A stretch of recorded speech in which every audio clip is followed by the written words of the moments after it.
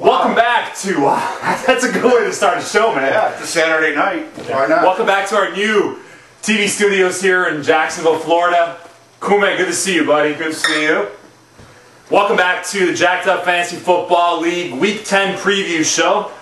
As you can see, we're in our new TV studio here, so forgive us if that doesn't go as planned. But we don't have a whole lot of time. Let's get right to it, buddy. All right. We're going to start off, obviously, I'm the commissioner. We don't have to go over that.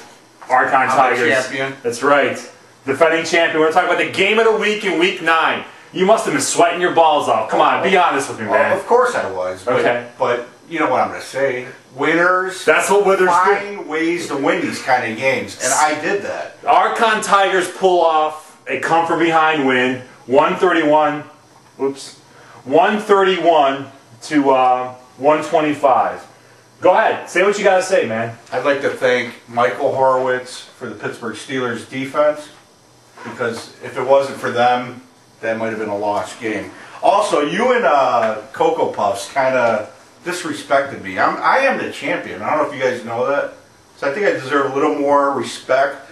The coach rating on CBS Sports says I'm the #2 coach in the league. So I should at least get props for that. That is a good stat. But I don't know if that's credible because they say the eliminators are #1. But I need a little more respect. You guys say I don't score points. Okay, well, I'm only 65 behind the leader. I think you're getting 7 points a week. I think you're getting. I'm not that bad. You're getting a little defensive. Okay, well I'm the champ. Okay. I want respect. Okay.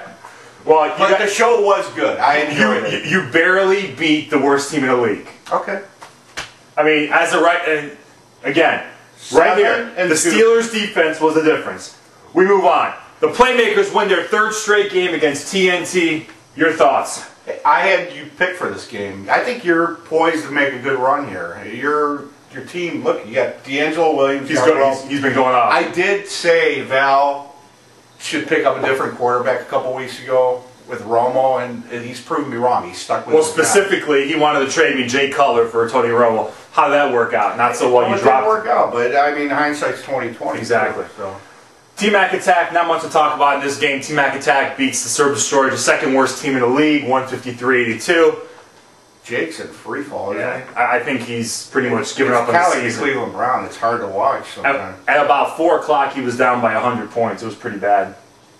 And then he got excited because one of his guys scored on a 1-yard touchdown. A one-yard touchdown run. It was like 6 points. He was all excited. You need hope. Poor Jake. Yeah. Oh, you got to keep hope, you know. Yeah. I was with him at a sports bar for my dad's birthday on Sunday. And as you can see, Jake, you made it a game. You were down by 100, but still, you got a long way to go, buddy. #1 draft pick.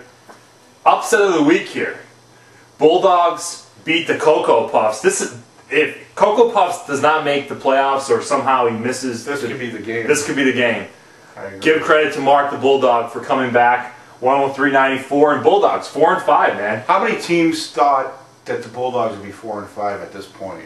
We were bragging on his draft. Not many. He's in the thick of it. This is a surprising win, in my opinion. The only teams out of it right now are Jake and not the Prime Timers. We'll get to that in a second. Yeah. And last but not least, the High Flyers destroy the Eliminators. Ever since, what was it, 2 weeks ago when they didn't start a quarterback, that was, we called this. That's going to be the game that he's going to regret, and he's not going to make the playoffs. We called it 2 weeks ago, and I stick with it. He's not making the playoffs. That could be the key. And Michael does have some nice running backs there. I mean, that's hard to beat. Look at these points. 159 points. Guys, you got 70 points. 159 points. You give him credit. Yeah.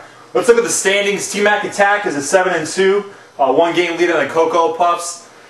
Serb Destroyers, I think they're pretty much done in that division. Yeah. We agree on that one. I'd say so. And in the South Division, the Archon Tigers have a 2-game lead on 2 guys. That was a very critical game, man, last week for you. Right. High Flyers and TNT at 5-4, 4-5, and Prime Timers bringing up the rear there at 1-8. 6 games out. This thing's not over. Let's take a look at the playoff picture. There's only really 2 teams that are eliminated. I hate to point that out to you guys. Sorry, man, but you guys are, I think, mathematically eliminated from the playoffs.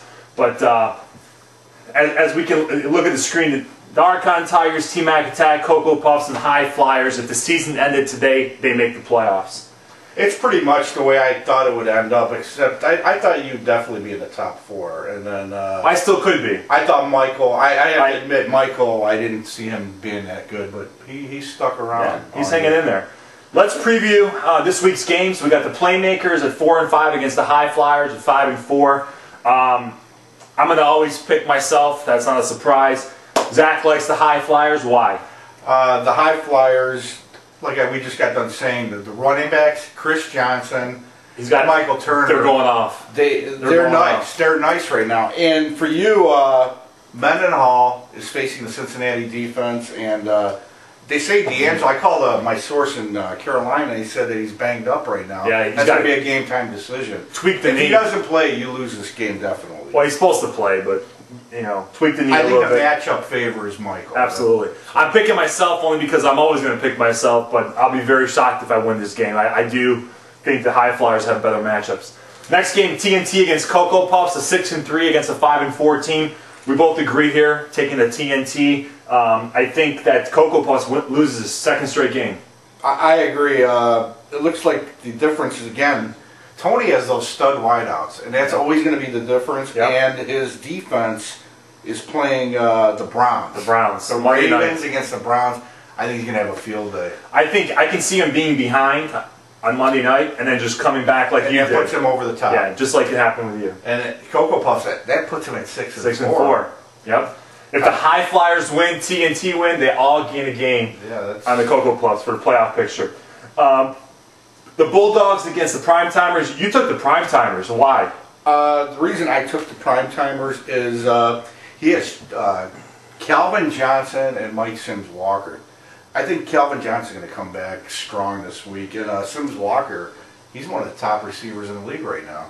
And Bulldogs, I don't know. I didn't see anything. I mean, not after what you saw last week. You don't think you can repeat that again? I think this is my yawner game of the week. I really don't care. Of course. No one cares about it. I'm just surprised. I'm surprised we're still talking about it. Yeah, let's move on. Here's our upset special. We both agree on this one. We think the Serb Destroyers will win this week. They'll destroy. And destroy the Eliminators.